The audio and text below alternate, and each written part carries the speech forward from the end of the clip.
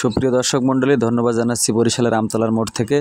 আজকে কিন্তু বরিশালে হালকা থেকে মাঝারি বৃষ্টি হয়েছে এবং বৃষ্টির সাথে সাথে বজ্রসহ বৃষ্টিপাত হতে পারে। আবহাওয়া অধিদপ্তর বলছে 28 থেকে 26 ডিগ্রির ভিতরে তাপমাত্রা থাকবে এবং আজকের কিন্তু আকাশের সম্পূর্ণ মেঘলা থাকবে। সাথে সাথে কিন্তু আপনার 5 থেকে 11 কিলোমিটার বাতাসের গতিবেগ থাকতে পারে।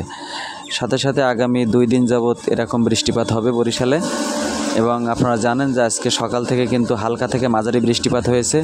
বরিশাল আবহাওয়া অধিদপ্তর থেকে কোনো সিগন্যাল বা সতর্ক সংকেত দেওয়া হয়নি, তবে আগামী 2-3 দিন যাবৎ এরকম হালকা থেকে মাঝারি বৃষ্টিপাত হবে এবং সর্বোচ্চ দৃষ্টিসীমা থাকবে আপনার 6 কিলোমিটার পর্যন্ত দেখা যাবে।